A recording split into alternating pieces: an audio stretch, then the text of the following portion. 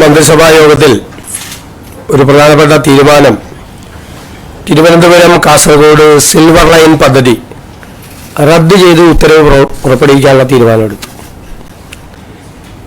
പ്രസ്തുത പദ്ധതിക്കായി ഭൂമി ഏറ്റെടുക്കുന്നതുമായി ബന്ധപ്പെട്ട് പുറപ്പെടുവിച്ചിട്ടുള്ള എല്ലാ വിജ്ഞാപനങ്ങളും റദ്ദ് ചെയ്യാൻ തീരുമാനിച്ചു. ഡീനോട്ടിഫിക്കേഷനാണ്. കാരണം ഈ പദ്ധതി നടക്കുന്നില്ല, പദ്ധതി ഉപേക്ഷിക്കുകയും ചെയ്തു. നിരവധി വർഷങ്ങളായി ഈ ഭൂമി വിൽക്കാനോ വാങ്ങാനോ ഇതൊന്ന് പണയപ്പെടുത്താനോ മകളുടെ വിവാഹത്തിന് ഒരു ലോൺ എടുക്കാൻ പോലും പറ്റാതെ ഈ സാധാരണക്കാരായ ആളുകൾ മുഴുവൻ വിഷമിക്കുകയാണ്. അതുകൊണ്ടാണ് ഏതായാലും പദ്ധതി ഉപേക്ഷിച്ചതുകൊണ്ട് ആ പദ്ധതി കേന്ദ്ര ഗവൺമെൻറ്റും അംഗീകാരം തന്നില്ല. ഞങ്ങളതിനെ എതിർത്ത് സിൽവർ ലൈൻ എതിർത്ത് ഞങ്ങൾ സമരം ചെയ്തതാണ്. അതിൻ്റെ അടിസ്ഥാനത്തിൽ ആ ഉത്തരവ് റദ്ദാക്കാനും ഈ ഭൂമി ഏറ്റെടുക്കൽ നോട്ടിഫിക്കേഷൻ ഡീനോട്ടിഫൈ ചെയ്യാനുമുള്ള സുപ്രധാനമായ തീരുമാനം എടുത്തിട്ടുണ്ട്. സിൽവർ ലൈൻ സമരവുമായി ബന്ധപ്പെട്ട വിവിധ കോടതികളിലും പോലീസ് സ്റ്റേഷനുകളിലൊക്കെ നിലനിൽക്കുന്ന കേസുകൾ അത് ആഭ്യന്തര വകുപ്പ് അത് പരിശോധിച്ച് ആ കേസുകൾ പിൻവലിക്കാൻ വേണ്ടിയിട്ടുള്ള കേസുകളുടെ സ്വഭാവം അനുസരിച്ച് അത് പിൻവലിക്കാൻ വേണ്ടിയിട്ടുള്ള ശുപാർശകൾ കോടതിയാണ് അത് അനുമതി നൽകേണ്ടത്. കോടതിയിലേക്ക് ഗവൺമെൻറ് അതിനുള്ള ശുപാർശ കോടതിക്ക് മുൻപാകെ നമ്മൾ സമർപ്പിക്കാൻ തീരുമാനിച്ചു. പിന്നെ പദ്ധതിക്ക് വേണ്ടി സ്ഥാപിച്ചിട്ടുള്ള മഞ്ഞക്കുറ്റികൾ അത് നീക്കം ചെയ്യുന്നതിന് റവന്യൂ വകുപ്പിന് നിർദ്ദേശം നൽകിയിട്ടുണ്ട്. നീക്കം ചെയ്യാം, മഞ്ഞക്കുറ്റികളെല്ലാം മാറ്റും.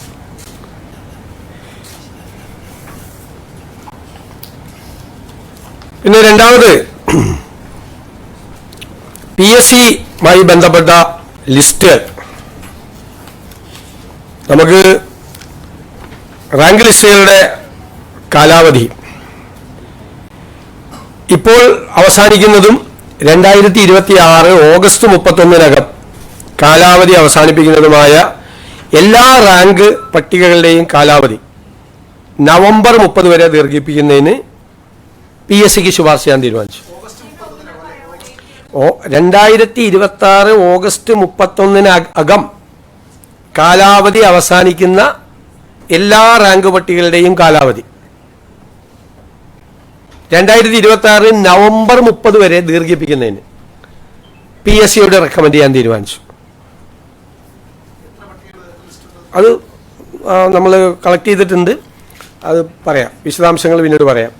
അതിൻ്റെ അകത്ത് സാധാരണ ഇങ്ങനെ ചെയ്യാറില്ല. പക്ഷേ ഈ ഇലക്ഷനും മറ്റു കാര്യങ്ങളൊക്കെ ആയിട്ട് ബന്ധപ്പെട്ട് ആ സമയത്ത് ഒരു അപ്പോയിൻമെൻറ്റും നടന്നില്ല, ഇലക്ഷൻ നോട്ടിഫിക്കേഷൻ്റെ സമയത്ത് നടന്നിട്ടില്ല. അപ്പോൾ പല പട്ടികകൾക്കും അത് പ്രയാസമായി, വലിയ ബുദ്ധിമുട്ടായി. കുട്ടികളൊക്കെ ഭയങ്കര സങ്കടവും പ്രയാസമൊക്കെ ഉണ്ട്. അവരുടെ ചെറുപ്പക്കാരുടെ ഉദ്യോഗാർത്ഥികളുടെ വികാരം മാനിച്ചുകൊണ്ടാണ് ഇങ്ങനൊരു തീരുമാനം സർക്കാർ എടുത്തിട്ടുള്ളത്. വളരെ പ്രധാനപ്പെട്ട സുപ്രധാനമായ ഒരു തീരുമാനമാണ്. അതുപോലെ നമ്മുടെ മാനിഫെസ്റ്റോ, ആ മാനിഫെസ്റ്റോയിൽ പറഞ്ഞിരിക്കുന്ന കാര്യങ്ങളെല്ലാം, UDF മാനിഫെസ്റ്റോയിൽ പറഞ്ഞിരിക്കുന്ന കാര്യങ്ങളെല്ലാം വിവിധ വകുപ്പുകൾക്കായി തിരിച്ച് ആ വകുപ്പുകൾ ഈ മാനിഫെസ്റ്റോ നടപ്പാക്കുന്നതിന് വേണ്ടിയിട്ടുള്ള നിർദ്ദേശങ്ങൾ നൽകുന്നതിന് വേണ്ടിയിട്ട് അവർക്ക് കൊടുത്തിട്ടുണ്ട്, ഡിവൈഡ് ചെയ്ത് കൊടുത്തിട്ടുണ്ട്. ഓരോ വകുപ്പിനും മാനിഫെസ്റ്റോയിൽ പറയുന്ന കാര്യങ്ങൾ ചെയ്യുന്നതിന് വേണ്ടിയിട്ടുള്ള തുടക്കം, അതായത് വിഷൻ 2031 എന്നാണ് അതിന് പേരിട്ടിരിക്കുന്നത്.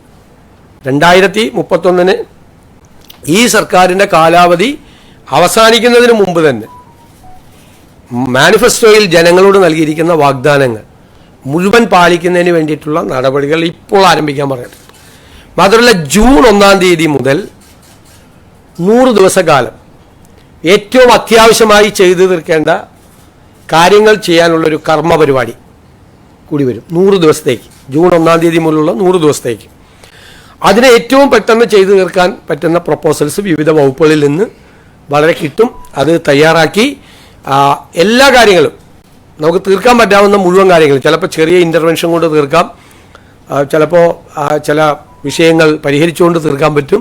ഒരുപാട് നാളുകളായി കിടക്കുന്ന പെട്ടെന്ന് തീർക്കാൻ പറ്റുന്ന വിഷയങ്ങളെല്ലാം 100 ദിവസത്തെ കർമ്മ പരിപാടി കൊണ്ട് പെട്ടെന്ന് തീർക്കാൻ വേണ്ടിയിട്ടുള്ള ഒരു പദ്ധതി കൂടി ഇതിൻ്റെ കൂടെ ഉണ്ട്.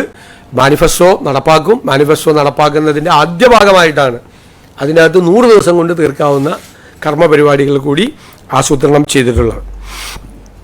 പിന്നെ പത്മ പുരസ്കാരത്തിന് വേണ്ടിയിട്ടുള്ള ഇത് തയ്യാറാക്കാൻ വേണ്ടിയിട്ടുള്ള ക്യാബിനറ്റ് സബ് കമ്മിറ്റി രൂപീകരിച്ചിട്ടുണ്ട്, ശുപാർശ ചെയ്യുന്നതിന് വേണ്ടിയിട്ട്. കേന്ദ്ര ഗവൺമെൻറ്റാണ് നൽകേണ്ടത്, സ്റ്റേറ്റിന് ശുപാർശ ചെയ്യാൻ മാത്രമേ പറ്റുകയുള്ളൂ. ഹൈക്കോടതിയിലെ അഡീഷണൽ അഡ്വക്കേറ്റ് ജനറലായി അഡ്വക്കേറ്റ് മുഹമ്മദ് ഷായെ നിയമിച്ചിട്ടുണ്ട്. അഡീഷണൽ അഡ്വക്കേറ്റ് ജനറൽ ആയി അഡ്വക്കേറ്റ് മുഹമ്മദ് ഷാ നിയമിച്ചിട്ടുണ്ട്.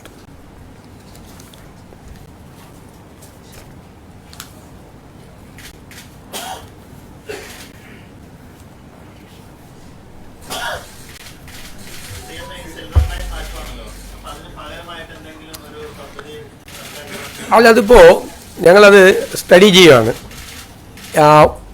ഒരു സ്പീഡ് കോറിഡോറിന് പാരിസ്ഥിതികമായോ സാമ്പത്തികമായോ കേരളത്തെ ബാധിക്കാത്ത തരത്തിലുള്ള ഒരു അതിവേഗ ഇതിന് നമ്മളെതിരല്ല.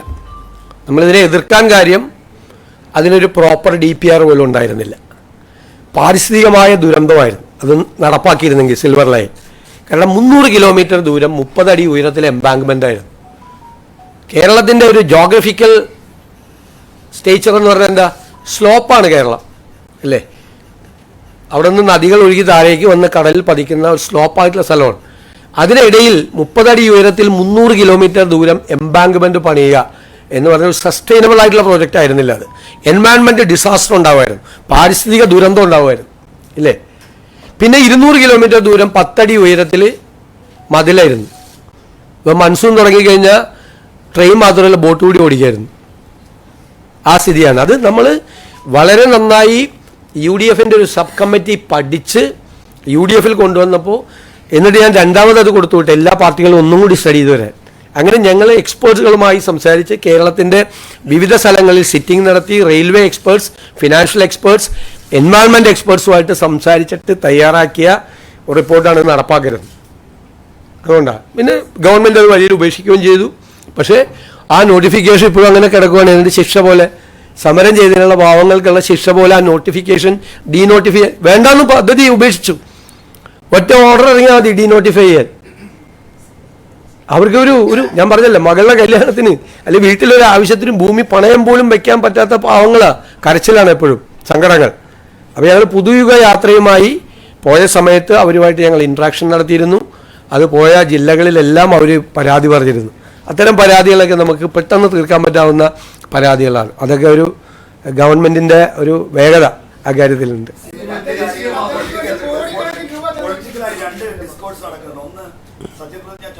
വന്ദേമാതരം പൂർണ്ണമായി ആലപിച്ചതുമായി ബന്ധപ്പെട്ടത് കോൺഗ്രസ് പ്രവർത്തക സമിതിയുടെ മുൻ തീരുമാനങ്ങൾക്കെതിരാണെന്നാണ് CPM ആരോപിക്കുന്നത്. 2, അങ്ങ് സത്യപ്രതിജ്ഞ ചടങ്ങിൽ അങ്ങയുടെ പേര് മുഴുവൻ വായിച്ചത് ഒരു സവർണതയുമായി ബന്ധപ്പെട്ട ആരോപണമായതാണ്. ഒരു കാര്യം, ആദ്യത്തെ കാര്യം ഞങ്ങൾക്ക് അറിയില്ലായിരുന്നു ഇങ്ങനെ ഈ വന്ദേമാതരം മുഴുവൻ ആലപിക്കുന്നത്. അത് രാജ്ഭവനിൽ നിന്നുള്ള നിർദ്ദേശം അനുസരിച്ചിട്ടാണ്. ഞാനും നിൽക്കുമ്പോഴാണ് കേൾക്കുന്നത്, മുഴുവൻ കേൾക്കുന്നത് ഞാനും നിൽക്കുമ്പോഴാണ് കേൾക്കുന്നത്. അതിൻ്റെ ഇടയിൽ ചെന്ന് തടസ്സപ്പെടുത്താൻ പറ്റുമോ? പിന്നെ അതിൻ്റെ ഇടയിൽ നിന്ന് ഇറങ്ങിയിട്ട് ഇത് അവസാനം ഇത് ആലപിക്കുമെന്ന് അറിയില്ല. അവസാനം സാധാരണ നാഷണൽ ആന്തമാണ് ചെയ്യുന്നത്. ഇതുകൂടി ആലപിച്ചു, നമ്മൾ അറിഞ്ഞുകൊണ്ടല്ല, നമുക്ക് അറിയില്ല. രണ്ടാമത്തെ കാര്യം, ഞാൻ എൻ്റെ അച്ഛൻ്റെ പേര് പറഞ്ഞ എന്താ കുഴപ്പം? എൻ്റെ അച്ഛൻ്റെ പേര് അതാണ്. എനിക്ക് അമ്മയുടെ പേര് കൂടി പറയാത്തതിൽ സങ്കടമുണ്ട്. ഞാൻ MLA ആകുന്നതിന് മുമ്പ് മരിച്ചുപോയവരാണ് 2 പേരും. എൻ്റെ അച്ഛൻ്റെ പേര് കൂടി പറയണമെന്ന് പറഞ്ഞാൽ എൻ്റെ ഫുൾ നെയിം ഞാൻ വായിച്ചു. സാധാരണ അങ്ങനെയാണല്ലോ, ഇപ്പോൾ പാസ്പോർട്ടിൽ എഴുതുന്നത് അങ്ങനെയല്ലേ. എൻ്റെ അച്ഛൻ്റെ പേര് കൂടി ഞാൻ പറഞ്ഞു, അച്ഛൻ്റെ പേര് പറയാൻ വേണ്ടിയിട്ടാണ് ഞാൻ പറഞ്ഞത്. സത്യമായിട്ടും ആണെന്നേ. എനിക്ക് സന്തോഷമാണ്, നിറഞ്ഞ മനസ്സോടുകൂടിയല്ലേ പറയണത്. അവരെ ഓർക്കണ്ടേ മാതാപിതാക്കളെ. അമ്മയെ ഞാൻ മനസ്സിലും വിചാരിച്ചു, അച്ഛൻ്റെ പേരും പറഞ്ഞു. അമ്മയുടെ പേര് പറയാൻ സ്കോപ്പില്ല അവിടെ, അതുകൊണ്ടാണ്. ഇല്ലേ അമ്മയുടെ പേര് കൂടി പറഞ്ഞത്. അച്ഛൻ്റെ അമ്മയുടെ പേര് പറയുന്ന അഭിമാനമാണ്. ഞങ്ങൾ റിവ്യൂ ചെയ്യുന്നുണ്ട് തീർച്ചയായിട്ടും. ഒരുപാട് കംപ്ലയിൻസ് ഉണ്ട്, പരാതികളുണ്ട് വ്യാപകമായി. ഇപ്പം എൻ്റെ നിയോജകമണ്ഡലത്തിൽ പോലും വ്യാപകമായ പരാതികളുണ്ട്. ഇമ്മീഡിയറ്റ് ആയിട്ട് ഞങ്ങൾ അതിൻ്റെ യോഗം വിളിക്കുന്നുണ്ട്. നിങ്ങളുടെ 3 ദിവസമോ? അതെങ്ങനെ? ഞാൻ ചോദിക്കട്ടെ, സത്യപ്രതിജ്ഞാ ചടങ്ങ് കഴിഞ്ഞു, അന്ന് രാത്രി ചർച്ചകൾ നടത്തിയത് പൂർത്തിയായി, ലിസ്റ്റ്. ഇന്നലെയാണ് അറിയുന്നത് ഗവർണർ സ്ഥലത്തില്ലാന്ന്. ഗവർണർ രാവിലെ തൃശ്ശൂരിലേക്ക് പോയി, അദ്ദേഹം രാത്രിയാണ് വന്നത്. ഇന്ന് രാവിലെ ഗവർണർക്ക് സമർപ്പിച്ചു. എവിടെയാണ് വൈകിയത്? നേരിട്ട് കൊടുത്തു, ഗവർണർക്ക് കൊടുത്താലേ ഗവർണർ അവിടെ നിന്ന് അപ്രൂവൽ വേണ്ടേ? അല്ലെങ്കിൽ അവിടെ എന്ത് തർക്കം? മിനിങ്ങാണ്ട് രാത്രി തീർന്നു. നിങ്ങൾ എഴുതിയെന്ന് നിങ്ങൾ വാർത്ത കൊടുക്കുന്നത് ഞാൻ എന്ത് ചെയ്യാൻ പറ്റും? നിങ്ങൾ പറയും ഫിഷറീസിന്റെ തർക്കമാണ് എന്ന് പറഞ്ഞിട്ട് പല വാർത്തകളും വന്നു. ആ വിഷയങ്ങളൊക്കെ UDF ചർച്ചകളിലൊക്കെ മന്ത്രിസഭ സത്യപ്രതിജ്ഞയ്ക്ക് വന്ന UDFന്റെ ചർച്ചകൾ പൂർത്തിയായി. ഏത് മന്ത്രിസഭാ സത്യപ്രതിജ്ഞയ്ക്ക് മുമ്പ് 10 ദിവസം കൊണ്ട് വരുന്ന കോൺഗ്രസിന്റെ മന്ത്രിസഭാ ലിസ്റ്റ് 24 മണിക്കൂർ കൊണ്ട് വന്നു. സത്യപ്രതിജ്ഞ കഴിഞ്ഞ് അന്ന് രാത്രി തന്നെ, അങ്ങനെയാണ് രാത്രി സാധാരണ 48 hours എടുക്കാറുണ്ട്. ഇത് അതും എടുത്തില്ല. ഇന്നലെ മിനിഞ്ഞാന്ന് രാത്രി ഇച്ചിരി വൈകിയാണ് തീരുമാനമായത്. കാരണം ഡൽഹിയിൽ നിന്നുള്ള എല്ലാം അപ്രൂവലെല്ലാം വാങ്ങിച്ചിട്ടാണ് ചെയ്തത്. പൂർത്തിയായി. ഇന്നലെ ഗവർണർ ഇല്ലാന്ന് നമുക്ക് അറിയില്ല. സത്യത്തിൽ ഗവർണർ ഇല്ലായിരുന്നു. അപ്പോൾ എന്ത് ചെയ്യാൻ പറ്റും? ഇന്ന് രാവിലെ കൊടുക്കാൻ പറ്റുള്ളൂ. കൊടുത്തു. അതിന് ഇന്നലെ എന്തൊക്കെയാണ് പറഞ്ഞത്? ഭയങ്കരമായിട്ടാ.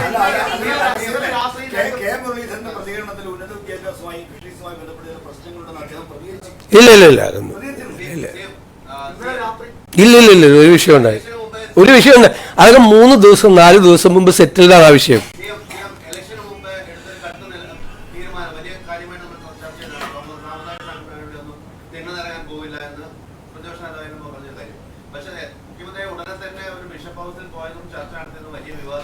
ഞാൻ പ്രതിപക്ഷ നേതാവായപ്പോൾ തിണ്ണയിറങ്ങാൻ പോകില്ല എന്നൊന്നും ഞാൻ പറഞ്ഞിട്ടില്ല. ഇന്ന് എവിടെന്നെങ്കിലും ഒരു തിന്ന് കോട്ട് ചെയ്ത് കാണിച്ചു. ഞാൻ പണ്ട് ഉപദേശിച്ചിട്ടുണ്ട് നേതാക്കളോട്, തിണ്ണയിറങ്ങാൻ പോയിരുന്നു. എന്താ ബിഷപ്പ് ഹൗസിൽ പോയാൽ എന്താ കുഴപ്പം? ഞാൻ എപ്പോഴും പോകാറുണ്ടല്ലോ, എല്ലാ സ്ഥലങ്ങളിലും പോകാറുണ്ടല്ലോ. ഞാൻ ശിവഗിരിയിൽ പോകുന്നുണ്ടല്ലോ. മഠാധിപതികളെല്ലാം എന്നെ കന്റോൺമെന്റ് ഹൗസിൽ വന്ന് സന്ദർശിച്ചിരുന്നു. ശിവഗിരി എന്നെ അനുഗ്രഹിക്കാൻ വേണ്ടിയിട്ട് അവർ വന്നിരുന്നു. എത്രയോ ആളുകളാണ് വരുന്നത്. ഇപ്പം ഞാൻ എന്താവശ്യത്തിലാണ് അവിടെ പോയത്? ഞാനിവിടുത്തെ ക്ലീമീസ് ബാവയെ കണ്ടിരുന്നു. കർദിനാളാണ് അദ്ദേഹം. ഞാൻ നെറ്റോ പിതാവുമായിട്ട് ഭയങ്കരമായ ഹൃദയബന്ധമുള്ള ഒരാളാണ്. എനിക്കിഷ്ടമുള്ളവരൊക്കെ ഞാൻ പോയി കാണുന്നതിന് നിങ്ങൾക്ക് എന്താ പ്രശ്നം? അതിന് അവിടെ പോയിട്ട് എനിക്ക് എന്തെങ്കിലും ആവശ്യം നേടിയെടുക്കാൻ പറ്റുക? ഇലക്ഷൻ കഴിഞ്ഞ് ഞങ്ങൾ ജയിച്ചു. പിന്നെ ഇപ്പോൾ അവിടെ പോയി തിണ്ണിറങ്ങണം എന്തിനാ? സാധാരണ ഇലക്ഷൻ ജയിക്കാനും വേറെ കാര്യത്തിനല്ലേ തിണ്ണിറങ്ങണം എന്ന് പറഞ്ഞത്. ജയിച്ചിട്ടാണ് പോയി കാണുന്നത് അവരോടൊക്കെ. അത് എല്ലാ സ്ഥലങ്ങളിലും പോകും. എല്ലാവരെയും കാണാൻ പോകും. എല്ലാവരെയും എന്നെ വഴക്ക് പറഞ്ഞവരെയൊക്കെ കാണാൻ പോകും. അതിനെന്താ പോണ്ടേ? എല്ലാവരെയും ഞാൻ ആരെയും പേരൊന്നും പറഞ്ഞില്ല. എല്ലാവരെയും ചേർത്ത് പിടിക്കുന്നേ. അതിനെന്താ? ഞാൻ ചോദിക്കട്ടെ, നമ്മൾ അങ്ങനെ വേണ്ടേ? നിങ്ങളെന്താ പറയണത്? ഞാൻ ആളോട് മിണ്ടില്ല, ഇന്നയാളോട് സംസാരിക്കില്ല, പണ്ട് എന്നോട് എന്നെ വഴക്ക് പറഞ്ഞിട്ടുണ്ട്, എന്നോട് മോശം പറഞ്ഞിട്ടുണ്ട്, ആളോടും. ഞാൻ ഈ പൊസിഷനിൽ നിന്ന് അങ്ങനെയൊക്കെ ചെയ്യാമോ? അങ്ങനെ ചെയ്യാൻ പാടില്ല. ഞാൻ എല്ലാത്തിനോടും ക്ഷമിക്കാൻ പറ്റണം നമുക്ക്. ഞാൻ മനസ്സിലൊരു വിഷമവും കൊണ്ടുനടന്നിട്ടില്ല. ഞാനന്ന് പറഞ്ഞത് UDFനെയും കോൺഗ്രസിനെയൊന്നും പറഞ്ഞില്ല, എന്നെയാണ് പറഞ്ഞത്. എന്നെ ഇഷ്ടമില്ലാഞ്ഞിട്ടാണ്. അത് മാറ്റണം. ആ ഇഷ്ടക്കേട് മാറ്റണം. എല്ലാവരുമായിട്ട് നല്ല ബന്ധം വേണം. അതിനെന്താ? പക്ഷെ നിലപാടിൽ ഒരു മാറ്റമില്ല. അതിശക്തമായ സെക്യുലർ നിലപാടാണ്. ഓരോ നിലപാടിലും മാറ്റമില്ല. ആര് വർഗീയത പറഞ്ഞാലും അതിനെ എതിർക്കുകയും ചെയ്യും. ഉറപ്പായിട്ട് എതിർക്കും. അത് UDFന്റെ സ്റ്റാൻഡാണ്. UDFന്റെ അഡമന്റ് ആയിട്ടുള്ള സെക്യുലർ സ്റ്റാൻഡാണ്. ഒരു കോംപ്രമൈസും ഇല്ല ആ കാര്യത്തിൽ. പക്ഷെ എല്ലാവരും അവർക്കൊക്കെ ഒരു വിഷമം വന്നാൽ ആദ്യം നമ്മൾ ഓടിയെത്തും, അന്വേഷിക്കും.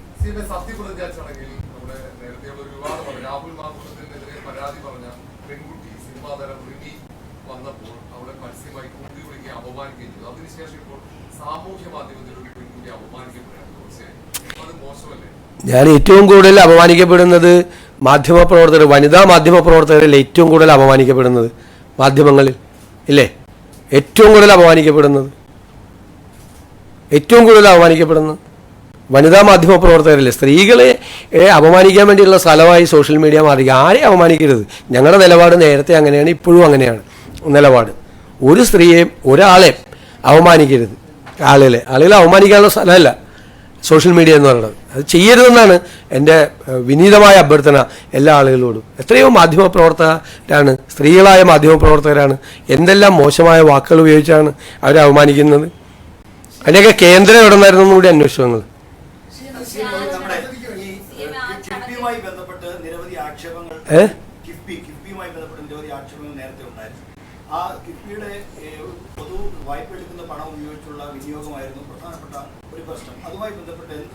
എല്ലാ കാര്യങ്ങളും പരിശോധിച്ചുകൊണ്ടിരിക്കുക. അവരുടെ എല്ലാ കിഫ്ബിയുമായി ബന്ധപ്പെട്ട എല്ലാ കാര്യങ്ങളും പരിശോധിച്ചുകൊണ്ടിരിക്കുകയാണ്.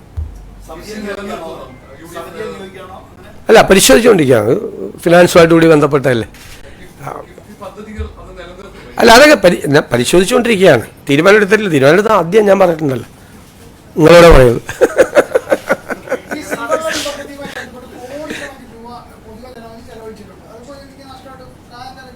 അല്ല, എന്ത് ചെയ്യാൻ പറ്റും? വഴിയിൽ ഉപേക്ഷിച്ചില്ലേ, പോയില്ലേ, ആ പൈസ പോയി. അല്ല, എല്ലാം പരിശോധിച്ചുകൊണ്ടിരിക്കുകയാണ്. അവരെന്താണ് അവർ ചെയ്യുന്നത്, എന്ത് വർക്കാണ് അവർ ചെയ്യുന്നത്, എല്ലാ കാര്യങ്ങളും അവരുടെ മീറ്റിംഗ് ഒക്കെ വിളിച്ചിട്ടുണ്ടല്ല. നമുക്ക് അത്ര സമയമല്ലേ.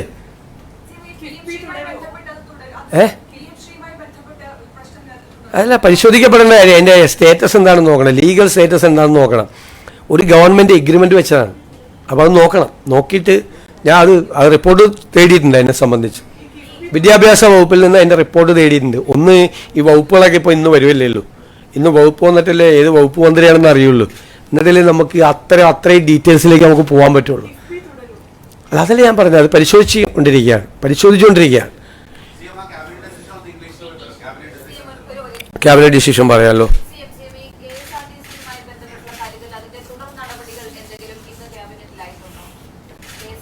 ക്യാബിനറ്റിൽ അത് ചർച്ച ചെയ്യേണ്ട ആവശ്യമില്ല. ജൂൺ 15 മുതൽ അത് നടപ്പാക്കുന്നതാണ് പറഞ്ഞിരിക്കുന്നത്. അതിൻ്റെ വിശദാംശങ്ങൾ പ്രഖ്യാപിക്കും അതിന് മുമ്പ്, നടപ്പാക്കുന്നതിന് മുമ്പ്. ഞാൻ കഴിഞ്ഞ ഇതിൽ പറഞ്ഞതാണ്. ഇനി അത് ക്യാബിനറ്റിൽ പോകേണ്ട ആവശ്യമില്ല. അത് മറ്റേ ട്രാൻസ്പോർട്ട് വകുപ്പും ഒക്കെ ആയിട്ട് ആലോചിച്ച് ബാക്കി കാര്യങ്ങൾ ചെയ്യും, അതിൻ്റെ ഡീറ്റെയിൽസ് തയ്യാറാക്കും. Today's cabinet we have decided to denotify the Silver Line project, and all the acquisition process will be denotified. This project, Silver Line project, will be cancelled, and we will recommend to the concerned authorities to withdraw all the cases connected with this Silver Line agitation. And we have asked the Revenue Department to remove all the border signals for acquiring this land. And number 2, we have decided to extend the PSC lists, including the lists which is ending on 31st August. It will be extended to 26 November 30th. Then our manifesto.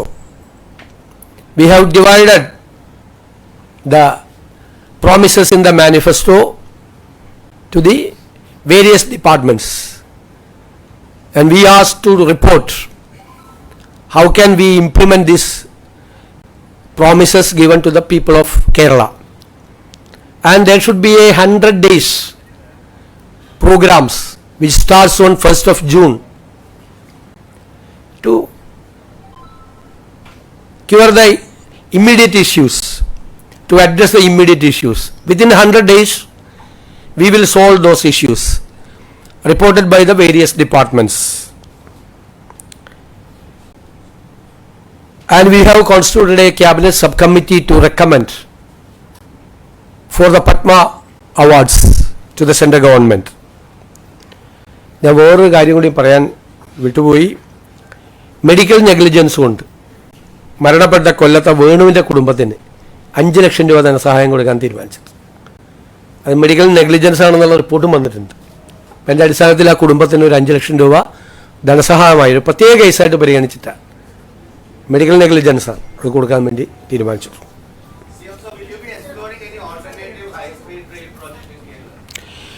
We will think about that. We are not against the high-speed rail project. We oppose the Silver Line project because it was a environment disaster, and economically it was not viable. There was not even a detailed project report. So we have studied in detail. The UDF opposed the Silver Line project. Now the government itself, the last government itself, they have given up this project also. Now there is no project. I think the KRail started to discuss about the new project, but unfortunately the land acquired by the government was not denotified. So the people were suffering. They cannot sell or buy the property or pledge the property. They were in trouble. So we have decided to denotify all the acquisition process. There was some controversy related to singing of Vande Mataram in your swearing-in ceremony, the entire one, and the left had criticized it, saying it's against the Second Without our knowledge, it was happened. It was from the directions from the Lok Bhavan. We didn't have any idea about that. We thought that it was national anthem at the initial stage. At the end of the function, national anthem again. That was the convention. We didn't have an idea about that. KSRTC pension എല്ലാ മാസവും 5-ാം തീയതി നൽകുന്നതാണ്. ഇത്തവണ അത് ഇതുവരെയും ലഭിച്ചിട്ടില്ല എന്നുള്ള പരാതി ഉണ്ട് അവർക്ക്. അത് കൊടുക്കാനായിട്ട് ആവുന്നുള്ളൂ. അല്ല വന്നല്ലോ. ഇപ്പോൾ we look into that. നമ്മളത് പരിശോധിച്ച് വേണ്ട നടപടികൾ സ്വീകരിക്കും ഉറപ്പായിട്ടും. ഞാനിത് അവരോട് പെൻഷൻ സംഘടന അവരെന്നെ കാണാൻ വരുന്നുണ്ട്, അവരെ സംസാരിക്കും. മുതിർന്ന IAS ഉദ്യോഗസ്ഥരെയൊക്കെ ചിലർ ഈ കഴിഞ്ഞ കാലത്ത് നടപടിക്ക് വിധേയമായി അവരെ സസ്പെൻഡ് ചെയ്തിരുന്നു. അപ്പോൾ അത്തരം കാര്യങ്ങൾ പുനഃപരിശോധന ഉറപ്പായിട്ട് പുനഃപരിശോധിക്കും. അതിനകത്ത് എന്തെങ്കിലും തീരുമാനം അല്ല, കേസ് ബൈ കേസായിട്ട് പുനഃപരിശോധിക്കും, തീരുമാനമെടുക്കും. അത് ക്യാബിനറ്റിലല്ല, തീർച്ചയായിട്ടും പുനഃപരിശോധിക്കും. മറ്റേതെങ്കിലും വകുപ്പുകൾ കൂടി ഇത് നിയന്ത്രിക്കാൻ വേണ്ടി, കാരണം സ്ഥിരമായി ഇത്തരം ആക്രമണങ്ങൾ നടത്തുന്നത് ആവർത്തിക്കുകയാണ്. അപ്പോൾ അത് നിയന്ത്രിക്കാൻ നമ്മുടെ സംവിധാനത്തിന് കഴിയുന്നില്ല എന്നൊരു വിലയിരുത്തൽ പൊതുവെ. അപ്പോൾ നമ്മളെങ്ങനെ തടയാൻ പുതിയ നിയമങ്ങളോ അങ്ങനെ നോക്കാം, നമുക്ക് പരിശോധിക്കാം. Celebrating the victory of the UDF, formation of the new government after 10 years. Do you have any special message you would like to give to people who would like to come and invest in Kerala? I express my gratitude towards all the people, those who are in abroad. And you know that across the world there is a large Malayali diaspora. They have been eagerly waiting for the results of this assembly election. And after the election, they have been waiting for the appointment of the CM also. And I am very grateful to all the Malayali communities across the world. Any new plans for investment that you would like to? Definitely, it is mentioned in our manifesto. They will be participated in our coming projects, definitely. And we will think about the utility of the remittance also. And I am very much afraid that the remittance is reducing, because the people, those who are going to the Europe, except the GCC countries, are not sending anything to Kerala. Only the people, those who are in the Gulf, are sending money. Remittance is only from Gulf. The people are now going to the European countries, and it has to be considered very seriously about the reverse remittance also. There are 4 million workers